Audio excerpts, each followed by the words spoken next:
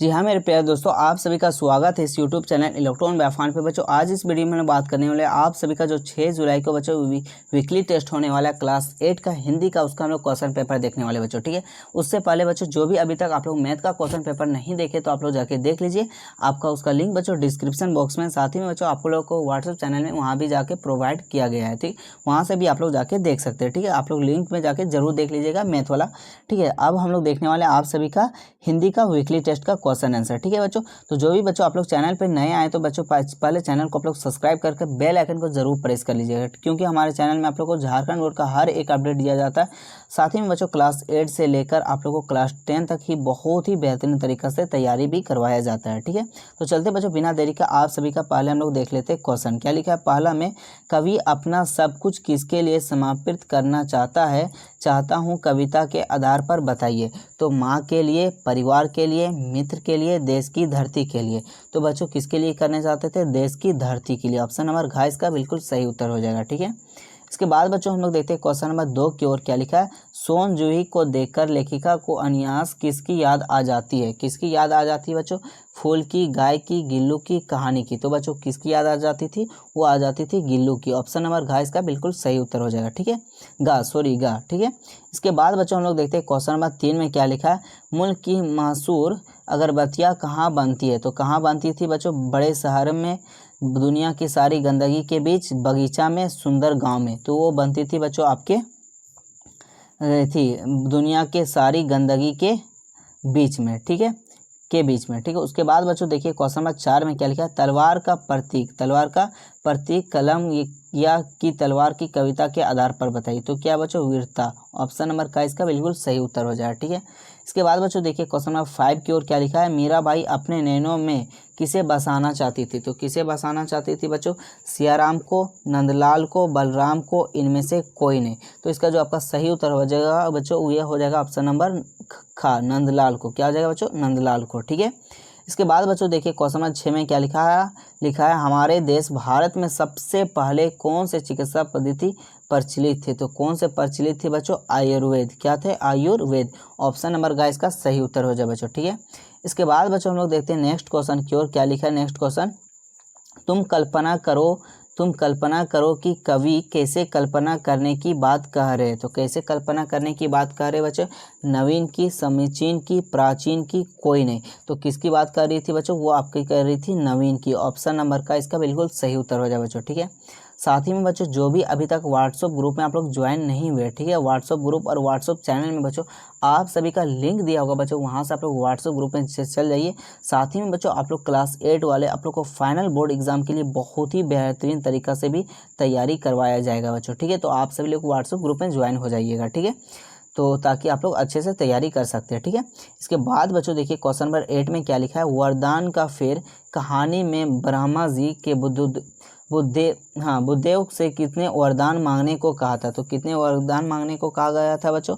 6 को 1, 3, एक भी नहीं। तो इसका जो सही उत्तर हो जाए बच्चों ऑप्शन नंबर 3 कहा था। कितना कहा था? 3 कहा था। ठीक है, इसके बाद बच्चों देखिए क्वेश्चन नंबर 9 में क्या लिखा है, जो शब्द संज्ञा या सर्वनाम की विशेषता बताए उसे कहते हैं, उसे क्या कहते हैं बच्चों? विशेषण कहते हैं, क्रिया विशेषण कहते हैं, अवयवी कहते हैं या कारक कहते हैं।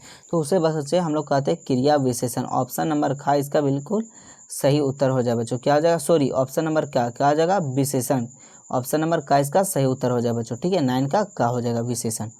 उसके बाद बच्चों देखिए क्वेश्चन नंबर 10 में क्या लिखा है, दो वर्षों के मेल से उत्पन्न विकार को क्या कहते हैं? 2 वर्षों को मेल से उत्पन्न विकार को क्या बच्चे कहते हैं बच्चों?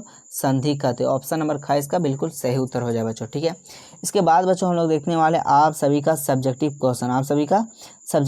तो बच्चों देखिए पहला आप सभी का क्या लिखा है, सोन जूही की लता नीचे गिल्लू की समाधि क्यों दी गई है? तो क्यों दी गई है बच्चों? सोन जूही की लता गिल्लू की सबसे अधिक पसंद थी और उन्होंने विश्वास था कि एक दिन सोन जूही का फूल खिलेगा और गुलूलेल की याद दिलाएगी, इसीलिए उसे सोनजूही की लता के नीचे समाधि दी गई थी बच्चों। ठीक है, इसके बाद बच्चों हम लोग देखते हैं क्वेश्चन नंबर 12 की ओर। क्या लिखा है, अब लोग खेती बाड़ी क्यों नहीं करना चाहते हैं? लिखिए।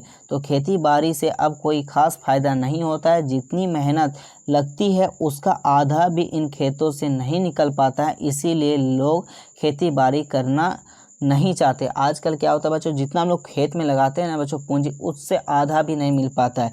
इसके वजह से आज लोग खेती बाड़ी में नहीं करने लगे। बच्चों खेती बाड़ी करना मतलब ये आपका प्राथमिकता कार्य है, ठीक है। बट आज हमारे भारत देश में सबसे कम कार्य हो रहा है प्राथमिकता खेती बाड़ी वाला, ठीक है।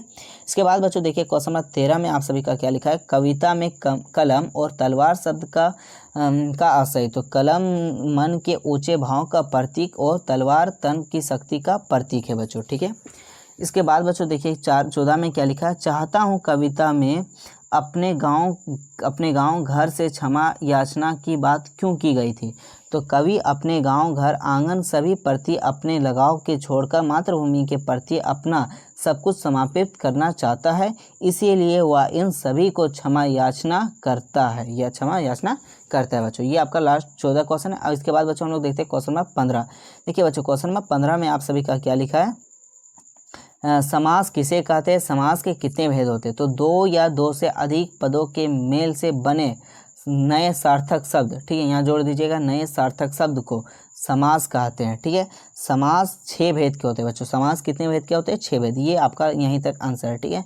अगर इसको आप लोग चाहिएगा तो लिख सकते हैं। कौन कौन प्रकार के समास होते हैं बच्चों, तत्पुरुष समास होता है, कर्मधारय समास होता है, द्विगु समास होता है, द्वंद्व समास होता है, बहुव्रीहि समास होता है, अव्ययभाव समास होता है।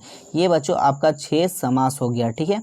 साथ ही में बच्चों फिर से एक बात बता रहे हैं कि आप लोग को इसी तरह फाइनल बोर्ड एग्जाम के लिए बच्चों बेहतरीन से बेहतरीन तैयारी करवाया जाएगा। तो आप लोग बच्चों आप लोग व्हाट्सएप ग्रुप में ज्वाइन हो जाइएगा, ठीक है।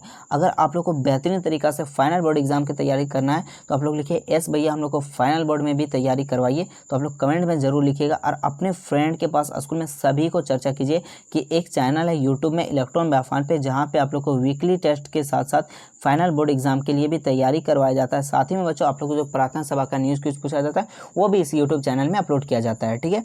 तो आई होप आप लोग को जितना बताएं वो आप लोग कीजिएगा, ठीक है। तो मिलते हैं हम लोग बच्चों नेक्स्ट वीडियो में। और जो अभी तक मैथ का वीडियो नहीं देखे आप लोग मैथ का वीडियो जाके देख लीजिए बच्चों, उसका लिंक आप लोग को डिस्क्रिप्शन बॉक्स में या आप लोग चाहे सर्च मारिए इलेक्ट्रॉन व्याख्यान पे, वहाँ पे आप लोग को मिल जाएगा, ठीक है। तो बच्चों आप मिलते हैं नेक्स्ट वीडियो में। जय हिंद, जय झारखंड, जोहार झारखंड।